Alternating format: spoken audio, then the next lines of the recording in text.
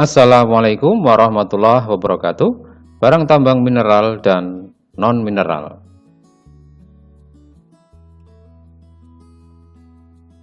Apakah barang tambang itu?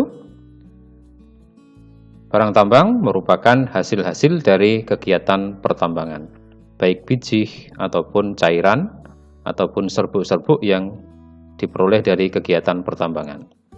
Barang tambang adalah sumber daya alam yang berasal dari dalam perut bumi dan bersifat tidak dapat diperbarui. Barang tambang berdasarkan bentuknya terdiri dari dua jenis. Yang pertama adalah barang tambang non-mineral. Barang tambang non-mineral adalah barang tambang yang berasal dari sisa-sisa makhluk hidup dan digunakan sebagai sumber energi, misalnya adalah minyak bumi. Berdasarkan bentuknya yang kedua adalah barang tambang mineral.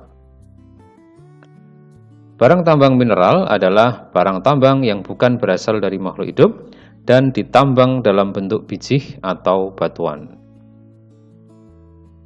Jenis dari barang tambang mineral ada dua, yaitu mineral logam, jika memiliki kandungan logam, misalnya emas, dan jika tidak memiliki kandungan logam berarti termasuk dalam kategori yang kedua, yaitu mineral non-logam. Contohnya adalah belerang.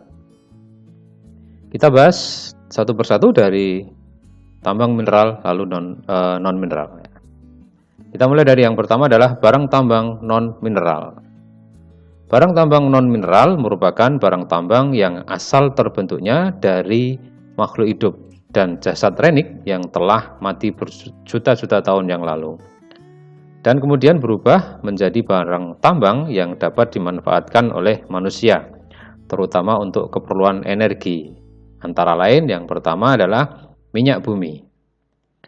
Minyak bumi adalah cairan kental berwarna coklat pekat gelap atau kehijauan yang mudah terbakar, yang berada di lapisan atas dari beberapa area di kerak bumi. Minyak bumi terbentuk dari proses alami berupa hidrokarbon yang dalam kondisi tekanan dan temperatur atmosfer. Berikutnya adalah batu bara. Batu bara adalah batuan sedimen yang dapat terbakar, terbentuk dari endapan organik, terutama dari sisa-sisa tumbuhan dan terbentuk melalui proses pembatu baraan. Barang tambang non-mineral yang ketiga adalah gas alam. Gas alam adalah gas yang terkumpul di bawah tanah dengan beragam komposisi yang bisa berkaitan dengan komposisi penyusun minyak bumi atau yang tidak berkaitan. Gas alam merupakan campuran hidrokarbon yang memiliki daya tekan tinggi dan daya kembang besar dengan berat jenis yang spesifik rendah. Kita lanjutkan ke barang tambang mineral logam. Barang tambang mineral logam adalah mineral yang unsur utamanya mengandung logam, memiliki kilap logam, dan umumnya bersifat sebagai penghantar panas dan listrik yang baik. Barang tambang mineral logam dikelompokkan menjadi 5 macam. Yang pertama adalah mineral logam mulia. Mineral logam mulia atau disebut juga logam adi adalah logam yang tahan terhadap korosi atau karat maupun oksidasi. Contohnya adalah emas dan platina. Kelompok berikutnya dari logam adalah logam radioaktif, yaitu mineral logam yang memiliki gejala radioaktif sehingga diperlukan ketelitian, kecermatan, dan tingkat kehati-hatian yang tinggi dalam mengelolanya. Contoh adalah uranium dan plutonium. Kelompok ketiga dari logam adalah mineral logam besi. Adalah kelompok logam yang terbentuk dari kandungan utamanya besi dan karbon. Contohnya adalah besi itu sendiri dan nikel. Kelompok yang ketiga dari logam adalah kelompok mineral logam ringan, yaitu logam dengan tingkat kerapatan yang relatif rendah sehingga terasa ringan. Contohnya adalah aluminium dan titanium. Kelompok yang kelima dari mineral logam adalah mineral logam dasar, yaitu sekelompok logam umum yang relatif tidak mahal. Contohnya adalah tembaga dan timah. Baik, kita lanjutkan ke barang tambang mineral non-logam.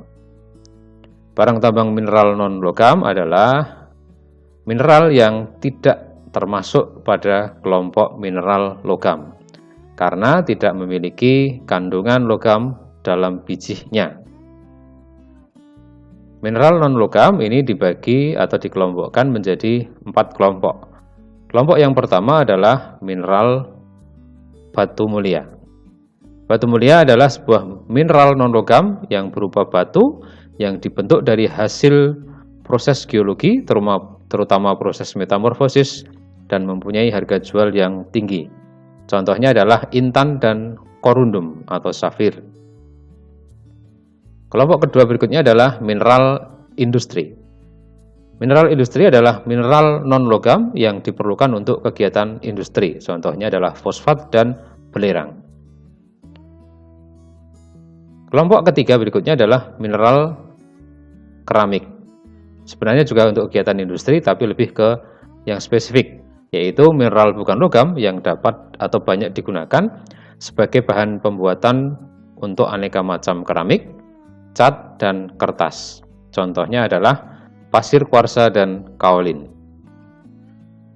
Kelompok yang keempat dari mineral non-logam adalah mineral bahan bangunan. Mineral bahan bangunan adalah mineral non-logam yang bernilai ekonomis rendah dan banyak dimanfaatkan untuk bahan bangunan. Misalnya adalah pasir, batu kali, dan marmer. Baik, itu adalah contoh-contoh dari barang tambang mineral logam, mineral non-logam maupun non-mineral. Sekian, terima kasih atas perhatiannya. Assalamualaikum warahmatullahi wabarakatuh.